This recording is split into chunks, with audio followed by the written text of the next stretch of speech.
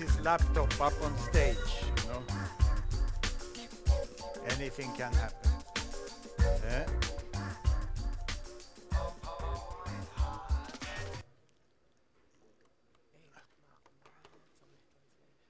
I'm going to speak about a fact-based worldview. Is that possible at all?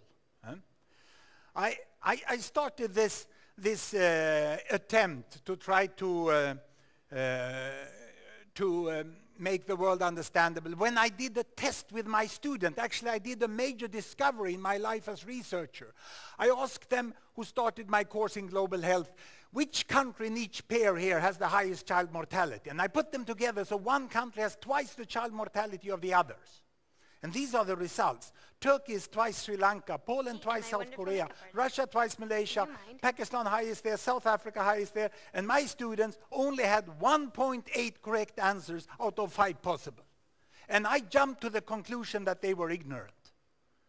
And I did this 3 semesters, so I had a confidence interval of 0.4. And I thought, they answer bad, so they are ignorant. But then I made my discovery.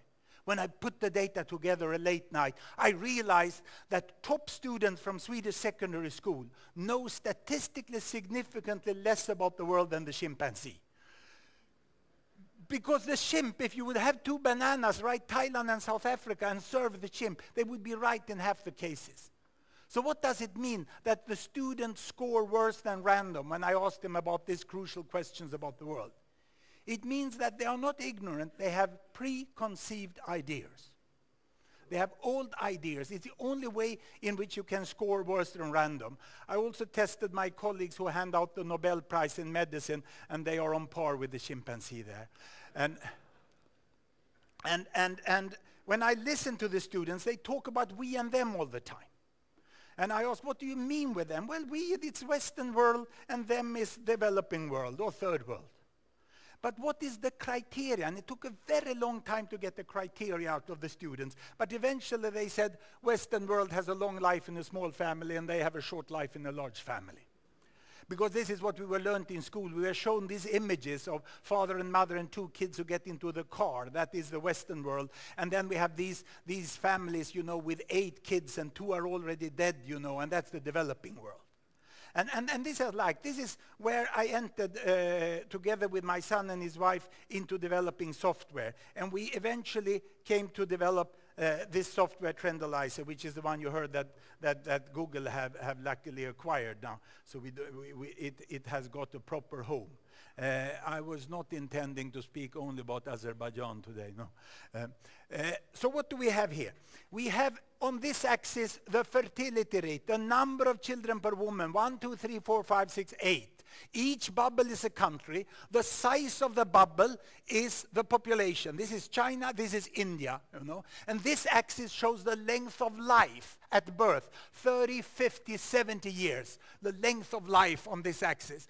And the brown ones here, that's, you can see it's Europe, this is America, United States, Canada, this is Japan.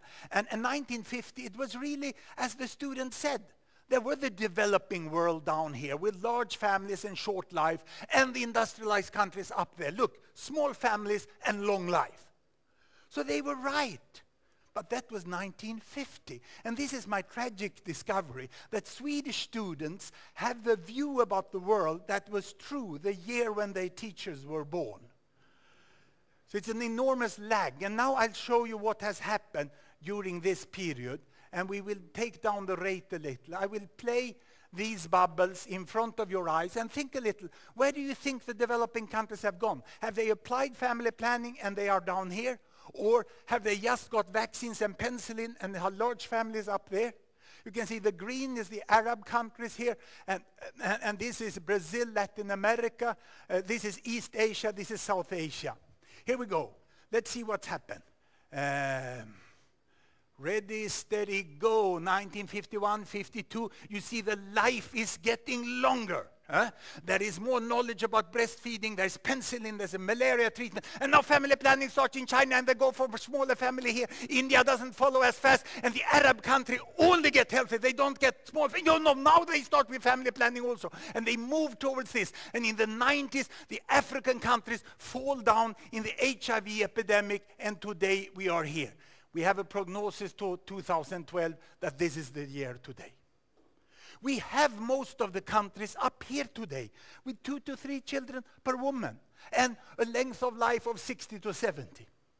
So what is this boring statistics? No, this axis shows you the bedroom, whether there is pillow talk, whether man and woman whisper into each other's ear, we shall only have 2 kids, they shall have shoes, we shall buy a guitar for them, and once our family should be able to go to the seaside. And this shows you the bathroom and the kitchen. Water and soap in the bathroom and food on the table in the kitchen, you live 68 years. Or 65 years, more or less the mean average. And you see the diversity in Africa, still Afghanistan down there. Nice laser pointer, isn't it? This is a new technology I've developed. I managed to solidify the beam of the laser pointer. And it's a biological material. I call it biotechnology or bamboo technology. In this downtown in economy, it will help you up a little. You don't have to buy laser pointer. It works much better. It's a prolongation of the arm. Conceptual psychology have shown that laser pointers are no good. You know. So let me show another way. I still have the axis here, the length of life on this axis. And here I now have, instead of family size, I have GDP per capita, the income per person, in dollars. And it's in purchasing power, so we can compare between countries, and it's constant to the price level, compensated for inflation. And 1951, yes, we had the industrialized world, the Western world up there, the developing countries down here. Look how poor China was. Very short life, very little money.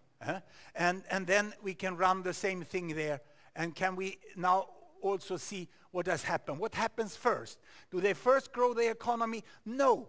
The human resource improvement, the education, the health improvement. Look at Mao Zedong. He brings health to China. And Mao Zedong is dying. There is dying. Now Deng Xiaoping takes over and he makes money for China. And China moves to the right. They don't get so much healthier, but they get much, much richer. And they move into the center. And this is what Thomas Friedman called the flat world.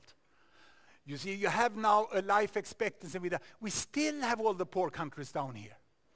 And it doesn't make sense to call these developing countries from here to here.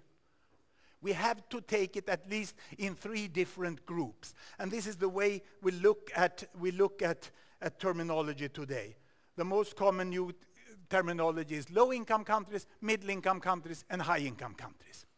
Let me show you the economic distribution in the world. If this is dollar per day in purchasing power of the world population, this was in the year 2000, the latest year when we have household economic surveys from the whole world population we can compose. We had about 20% in poverty, below $1 line, and then we had a hump, a post-industrial, post-colonial hump. This is the sort of Western world, but now overlapped.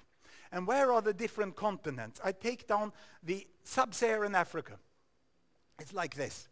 The OECD countries is like this. This green anaconda is Latin America. You can find any income in the world in Latin America. You know? It's an enormous distribution. It's the curse of that continent. And this is East Europe now, almost similar. This is East Asia, and this is South Asia. And when I go back to the year when I was a student, it was like this. Then the world was more divided, and there was more sort of a deep difference here. And poverty was mainly an Asian issue. But look now how the world economy has changed. The world economy has changed in the following way. Up, up, up. Sometimes clicking is difficult. There we are, and there we go. You see, the population is growing, and hundreds of millions and billions is getting out of poverty, but just one little step out of poverty. $2 to $3 a day is the most common income. And when I started to lecture about global health, I said, poverty causes disease. Now I say disease caused poverty because the most common reason for people to fall back from some sort of a decent life into deep poverty is that they get sick and they have to pay for hospital service. And they don't have insurance, they don't have a government to pay. Most people in the world live between the hunger line. This is the hunger line. Below this, you go to bed hungry, you wake up hungry. At some sort of $10 a day, you can have decent school for your kids and decent health service for your family and decent infrastructure where you live. Most people live in between here, and Asia is moving. And let me show you the animation in which direction it is going. This is more or less how we see the world moving here. This is what will be happening. And we have about 3 billion people here in the middle. It doesn't make sense to say Western world and developing world that shall have aid. Most people live in between. We have a quarter of the world economy here, and we have most of economic growth here in the middle before the downturn. And next year, it seems that even more than 50% of the growth will be here in the middle. Now, how do we make sense of this? Failed states we can put down here. Somalia, Afghanistan, it's a case of its own. A complete failure of government structure. Now what is the global trend? My student used to say, the gap between the rich and the poor is increasing. No, I say the distance between the richest and the poorest is wider than ever, but the middle is moving faster than anyone else. And they are moving faster than any population did in the history of mankind. So the global trend is not disparity, it's not even diversity, it is convergence. And it's difficult to conceptualize that people in the world, if you look on a generational perspective, we have come over the maximum difference. We are now getting life which are more and more similar. But in West Europe and North America, the engine of development was the economic growth. And then social benefits came after.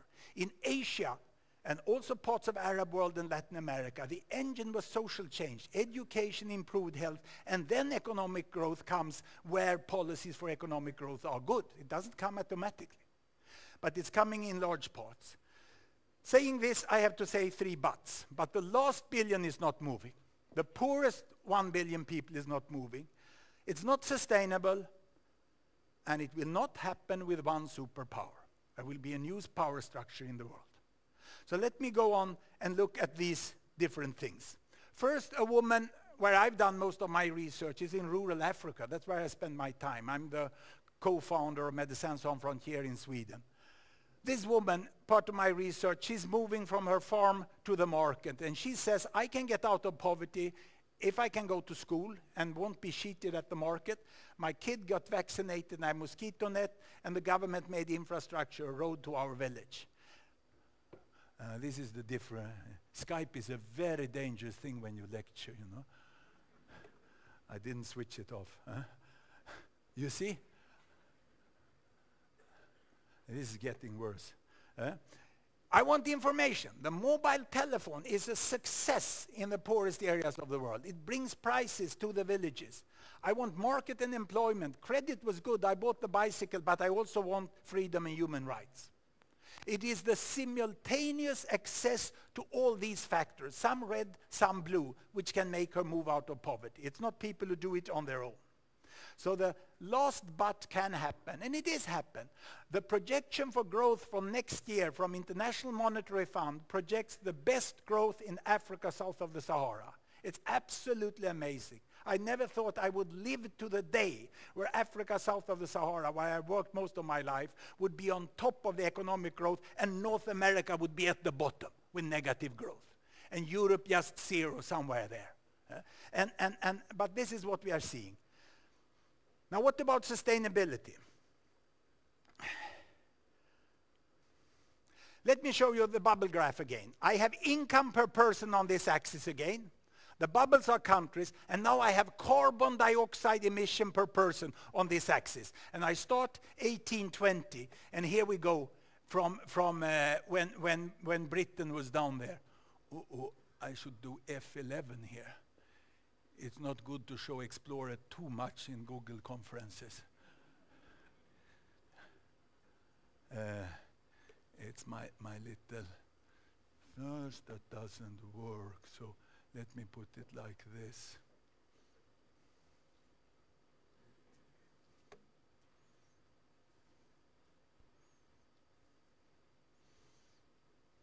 Something really nasty happened to me. Let me just jump around and come back in there. There we are. There we are.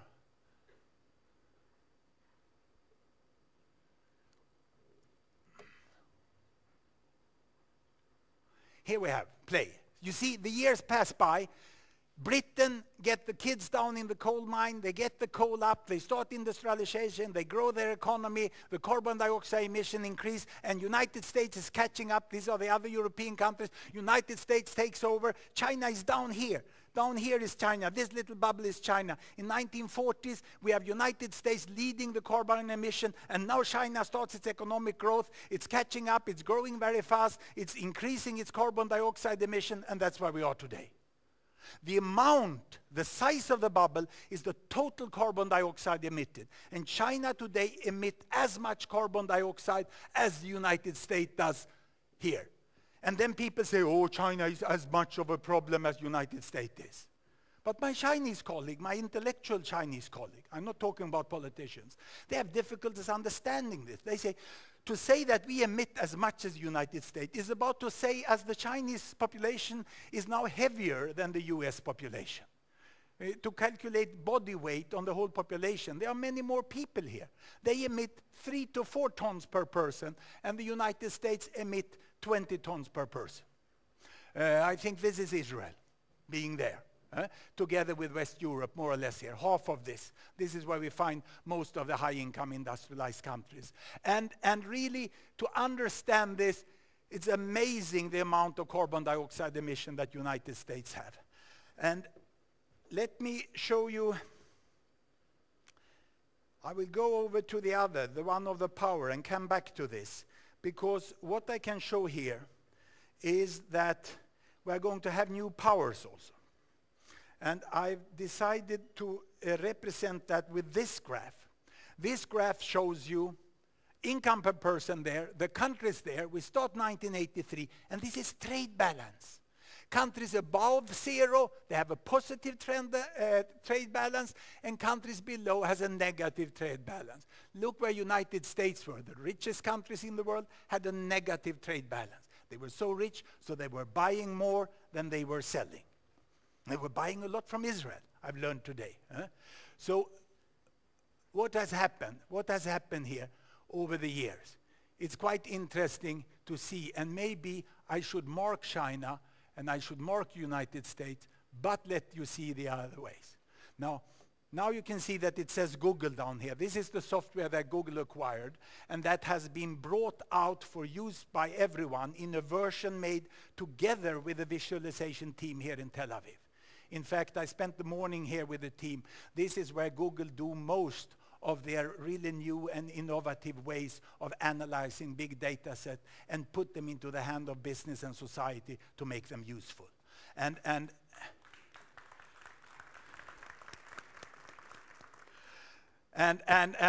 in this first little version which we have now, what I can show you this. Look what happens. The years goes by, the trade deficit goes a little up and down. We come into the end of the 90s and now it's falling, and now China starts to climb and it falls down.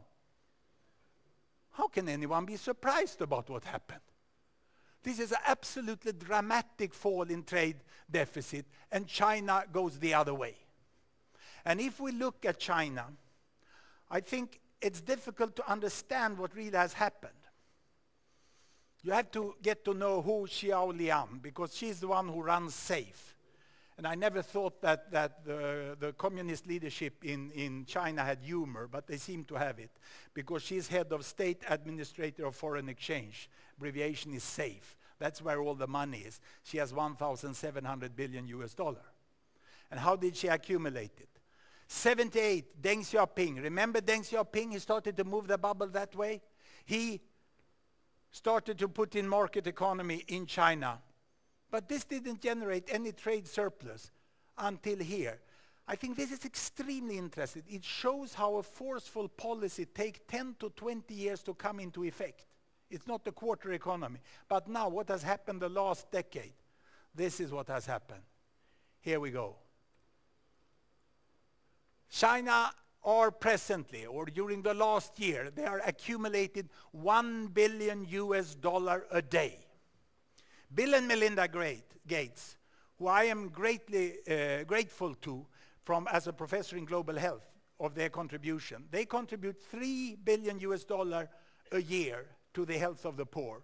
That's the same amount as China accumulate in 3 days. I think that puts things in proportion.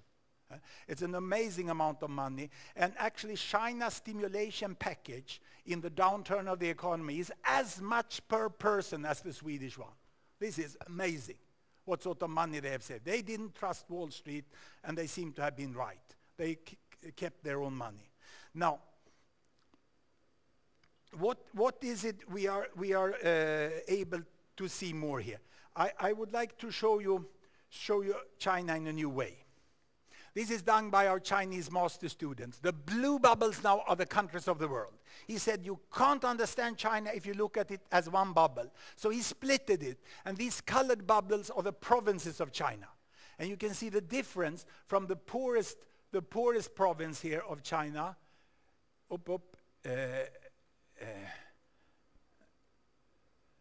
the poorest provinces of China, which is down here, and the richest one, which is Shanghai up here. And look what has happened over time when I take China here, and how all these colored bubbles run forward, and they run really fast forward. And I would like to make a special comparison here. If we start 1990, I can take and make a blow up of this part here. And I would like to compare Shanghai with Israel. This is in 1990, you know, and this is what has happened. Shanghai doesn't have the same health as Israel. This is purchasing power. It's difficult to compare, but more or less I would say Shanghai with 15 million people now has the same purchasing power and more or less the same health as Israel have. And that's really the whole Pacific brim of China has catched up and is like part of West Europe today. The internal part of China is another story. And not only do we have China as a new power, the final graph I show you gas and oil, natural gas and oil. On this axis, oil production. And on this axis, natural gas production. And it shows you how versatile this bubble graph is. 1 and 2 variable. The size of the bubbles now is proven oil reserves. The big bubbles have a lot of oil. The small one has just a little oil. And the color shows how much natural gas they have. This bubble has a lot of gas. This bubble also seems to have a lot of gas. The other one are sort of little bluish. So which one are they? Well, obviously this one is Saudi Arabia. They produce a lot, but they have huge reserves. And this one is United States. They produce as much, but they have very little reserves. And this one is Russia, catching up with the United States. And the one with a lot of gas down here is Iran. And what has happened now is the following. When we look forward, we can go here and we see the face-off. It's like ice hockey when Russia passed United States and they go up here and the United States goes down. I think looking at this graph, you could forget climate change for a while. Just look at oil and gas from a security point of view and a power point of view in the world. How wise was it of Great Britain to do as they did with the oil and gas they had in the Nordic Sea, which was under the control of very solidly democratic regimes. If I would mark Britain, I go back to 1980, and I mark here United Kingdom, and we shall see what they are doing. They had found gas and oil, and they started to produce, and here they go. Up with the oil, more gas, and then back. And it's over. So now we have Putin, and we have Iran, and we have Saudi Arabia, who holds the power of the energy. If not, Shai Agassi will succeed very, very rapidly with this new car. And we are looking intensive with interest the world on what will happen in Tel Aviv with the new cars. We really need to have a change in energy, I would say, from seeing this bubble, not only for the climate, but just for the security point of view. Now, this is ways in which you can look at data. And I've tried to convince my professors, don't write all these scientific papers. Why not try to get out on the internet and to get out even on YouTube to do it? And they tell me, no, it's not serious. YouTube is for break dancers, you know, and music and sex and filthy things, you know. You cannot do serious things there. So I started to contest them, and I decided to try. And what do you find? If you go to YouTube, we heard that there were YouTube heroes who were going to lecture. If I search on sex, this can be embarrassing for Google. Let's see what comes up. And then money. Money, and then health a little. What will happen if I search the internet of sex, money, and health? Swedish public health is on top. And this is what you can do. It's not only these fantastic artists. We can actually contribute serious content to the internet. We can, with this animation and visualization software that Google here in Israel, in Tel Aviv is doing, which will put the data into the hands of the many, make it more democratic and more evidence-based the world. I have the great hope that we can have a fact-based worldview with the help of new IT technology and the internet, and Google is the best help so far in that way. Thank you very much.